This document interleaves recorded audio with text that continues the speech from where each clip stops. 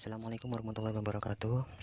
Selamat malam ya buat teman-temanku senasib seperjuangan yang selalu kami cintai dan kami banggakan. Pada kesempatan malam ini saya mau share tutorial bongkar fitur-fitur di Credible. Di sini Credible adalah fungsinya untuk para dropshipper, para reseller di marketplace, untuk mempermudah pengiriman ya. Biasanya dropshipper ada kendala tentang jasa kirim yang menggunakan resi otomatis ataupun jasa kirim COD. Dengan Credible ini kita bisa terbantu. Untuk alurnya ya, seumpama ada pembeli, ini pembeli ya, terus ini kita sebagai dropship, di sini ada supplier. Ini alurnya dropship dulunya kan seperti ini ya, pembeli beli ke kita, nanti kita terus baru order ke supplier, terus dari supplier langsung dikirim ke pembelinya. Ini alurnya dropship ya. Terus dengan adanya Credible, ini beda alurnya ya. Di sini seumpama ada Credible, jadi alurnya berganti. Jadi seumpama dari pembeli ada beli ke kita order ke supplier, kemudian dari supplier kita kirim ke gudang kita, yaitu ke gudang Credible, langsung dikirim ke pembeli kita. Jadi ini pihak ketiga ya, seperti itu alurnya. Terus langsung saja kita lihat fitur-fitur apa yang ada di Credible. Tapi sebelumnya yang belum mempunyai akun Credible bisa download dulu di Play Store dan daftar akun di situ dengan cara memasukkan alamat email, terus nomor telepon yang masih aktif, terus kemudian membuat kata sandi. Nanti kalau sudah diverifikasi maka akan muncul seperti ini. Kita buka ya untuk Credible-nya. Ya, di sini kita langsung ditampilkan ke beranda Credible itu sendiri. Di sini di Credible ada 4 menu utama ya. Di sini ada 4 menu utama, 1 2 3 4. Menu utama yang pertama adalah home. Di sini home, kita klik, tampilannya ya seperti ini home-nya. Ini di home ada dompet. Dompet di sini adalah saldo guna untuk biaya packing, biaya gudang, biaya kurir, terus apa itu? Ya, untuk lain-lain lah. Jadi sebelum menggunakan Credible, kita sebelumnya harus top up dulu supaya Credible bisa digunakan, seperti itu. Terus di bawahnya ini adalah gudang ya. Gudang yang sudah pernah kita request dan sudah terkonfirmasi akan tampil di sini. Nah, ini di gudang saya ini, saya mempunyai 3 gudang ya. Request 3 gudang yang sudah terkonfirmasi adalah 3 ini punya saya. Untuk detail masing-masing gudang kita bisa mengkliknya ya. Untuk mengkliknya kita refresh. Nah, untuk detail maksudnya detail transaksi ya tadi, maaf. Untuk detail transaksinya ada di sini semua.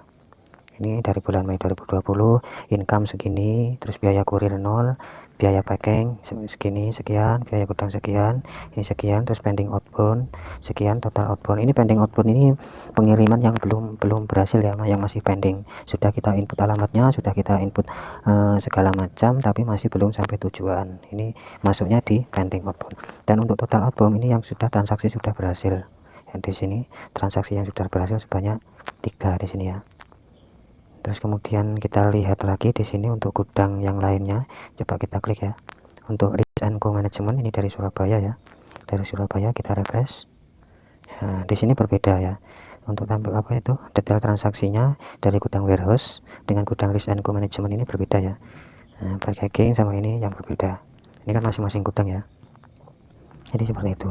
Terus setelah menu yang pertama ini, menu yang pertama sudah, terus menu yang kedua adalah workroom. Coba kita klik ya, workroom. Terus ini di workroom ini ada menu turunan, yaitu sebanyak 3 menu turunan, log, stok, lainnya. Ini yang berada di workroom di sini. Kita bahas satu-satu ya. Untuk log ini adalah apa itu? Detail transaksi kita ya. Kita inputnya ke sini apabila kita dropship. Di sini di bawahnya kan ada menu dropship dan dispatch order di sini. Apabila kita transit dropship, kita inputnya ke sini, ke dropship ini ya. Kita coba seumpama kita mendapatkan pesanan ya, kita langsung input dropship, kita klik tambah dropship. Oh ini pada malam hari ya saya mencobanya, makanya ini ada gudang sedang tutup, transaksi Anda dilanjutkan sehari berikutnya. Apakah ini ya, lanjutkan. Setelah diklik nanti akan muncul seperti ini ya, kolom-kolom yang harus kita isi di sini ya. Isi sesuai pesanan dari pembeli kita ya, dari pembeli kita. Misalkan di sini saya mendapatkan orderan baju anak ya, tinggal input saja ke sini baju anak. Terus kemudian jangan lupa kodenya ya, kode yang di atas yang di atas ini kita input juga ke sini, ya, kita input juga ke sini. Jadi baju anak, strip, nama toko kita, N, terus kodenya yang ini kita masukkan ya, 14 15. Ini tujuannya apa? Tujuannya supaya si good adalah paket dari kita.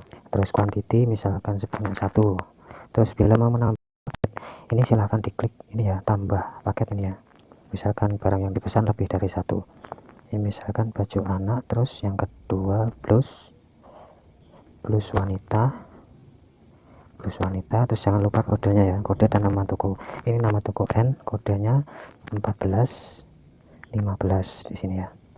Terus quantity misalkan 1 barang ya. Terus kemudian untuk di kolom ini ya, ini biasanya saya memasukkan itu deskripsi pembeli ke kita ya. Jadi bukan screenshot dari kita ke supplier, bukan, tapi dari pembeli ke kita, screenshotnya ya. Coba kita, ini buat contoh saja ya, masukkan ini ya. Ini cuma buat contoh ya gambarnya. Terus untuk ini RP ini adalah total harga produk yang kita jual ke pembeli ya. Misalkan di sini baju anak harga 100.000 plusnya harga 100.000, berarti total kan 200.000 ya. Ini kalau ongkir jangan dimasukkan ya, nggak ikut, kalau ongkirnya nggak ikut. Jadi berarti total misalkan 200.000 ya, 200.000. Terus kemudian kita pilih logistik yang sesuai request dari pembeli kita ya, misalkan CNT. Terus kode booking kita masukkan. Jadi sebelum masuk ke kredibel, sebelum input ke kredibel, kita harus mendapatkan kode booking dahulu dari e-commerce kita ya, dari pesanan kita. Setelah kita mendapatkan kode booking, kemudian kita input ke sini, ke kode booking sini ya. Misalkan ini kode booking saya acak ya, karena ini kan cuma buat contoh. Nah, di sini misalkan kode booking sudah, terus invoice ini adalah nomor pesanan atau nomor transaksi, kita input di sini. Ini bukan invoice kita ke supplier ya, tapi invoice dari orderan yang masuk ke kita, invoice-nya ya. Misalkan kita isi seperti ini, kita isi aja, ini cuma buat contoh. Terus kemudian packaging ini adalah bahan untuk packing dari gudangnya ya. Biasanya saya kalau sudah hanya satu barang satu supplier ini kan nggak harus bongkar packing ya, nggak harus packing ulang. Jadi nggak harus bongkar packing terus di packing ulang kan, tidak ya kalau satu supplier. Jadi biasanya saya pakai lakban bening sebanyak 3 piece seperti itu. Kecuali kalau pesanan itu datanya dari 2 atau lebih dari 3 supplier ya, kita memerlukan di sini bahan packing seperti kardus lembaran, seperti bumper wrap mungkin ya, bila diperlukan. Nah, ini saya mencoba hanya lakban bening ya, 3 piece. Kemudian kita klik OK di sini bawah, kita klik OK. Terus kemudian ini untuk message ini adalah untuk kolom catatan dari pembeli ya, kita sesuaikan dari pembeli diisikan apa, kita tempel di sini.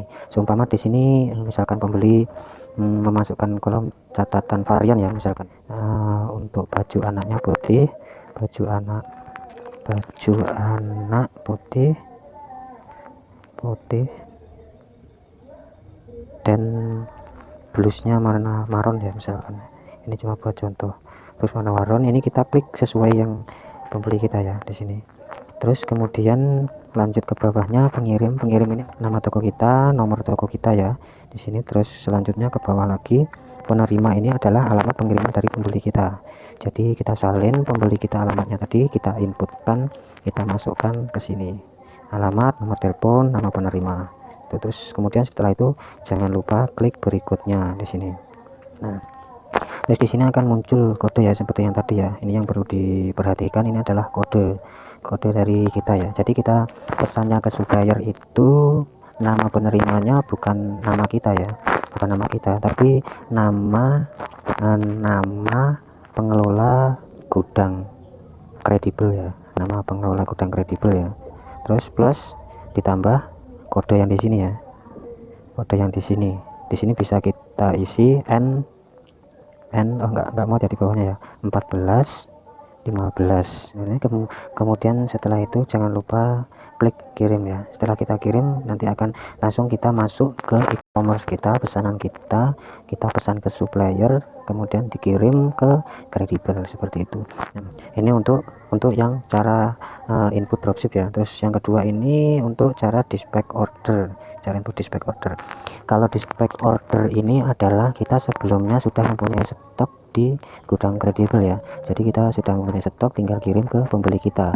Kita bisa klik dispatch order di sini ya. Caranya ya kita coba aja ya supaya lebih paham. Kita klik dispatch order.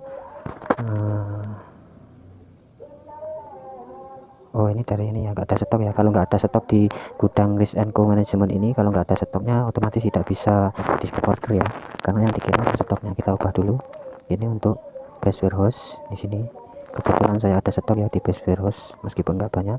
Terus kemudian kita klik dispatch order. Di sini dia akan muncul seperti ini.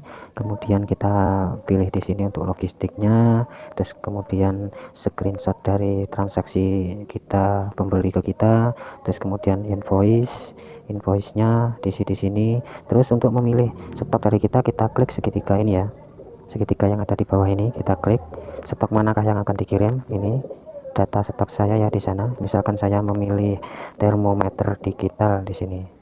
Nah, terus kuantitinya misalkan 1 ya di sini. Terus untuk packaging di sini saya pakai bumbu labang bening. Kemudian kita pilih untuk kardus ya, kardus lembaran, karena kita packing ulang. Kita pilih 1, terus kita klik OK di sini. Kita klik OK. Kemudian akan muncul detailnya. Ini message-nya ada dari pembeli gimana. Terus kita klik info lainnya. Info lainnya di sini. Di sini info pengirim sama seperti tadi ya, nama toko kita, nomor handphone kita, terus alamat penerima kita, nama penerima, dan nomor telepon yang masih aktif dari penerima ya. Di sini untuk dispatch order. Ini menu turunan yang log ya. Terus untuk yang menu turunan stok, ini yang dari workroom ini ya. Ini kita coba kita klik ya untuk stok. Nah, ini di sini apabila kita mau kirim stok, kita langsung masuk ke stok sini ya, menu turunan dari workroom. Caranya dengan cara kita klik titik 3 yang ada di kanan bawah, terus kemudian kita kirim stok baru di sini. Kita klik, kemudian kita input di sini yang mau kita kirim. Opsional ya, tergantung sampean ya. Misalkan kelambu jumlahnya berapa, misalkan 1 bisa 13 atau 131 juga bisa. Nanti setelah itu kita klik kirim request seperti itu untuk kirim stok. Terus kemudian menu turunan yang ketiga dari workroom ini adalah lainnya. Di sini meliputi chat, terus kemudian ini, terus kemudian profil gudang. Ini menuju ke sini ya, ke gudang warehouse ini ya. Jadi ketika ini meliputi di situ. Terus kemudian home sudah, workroom sudah, kemudian kita langsung ke gudang. Coba kita klik. Nah, di sini gudang ini tujuannya adalah kita untuk request gudang ya. Di sini banyak sekali gudang, tentunya daerah yang berbeda ya. Terus untuk saran saya apabila request gudang, kita mencari daerah yang paling dekat dengan supplier ya, supaya nanti ongkirnya tidak terlalu mahal dan pengiriman bisa cepat ya, seperti itu.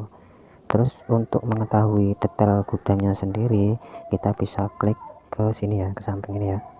Kita klik ke samping, kita tunggu ya, masih loading. Untuk selengkapnya kita scroll ke samping kiri untuk melihat detail gudang.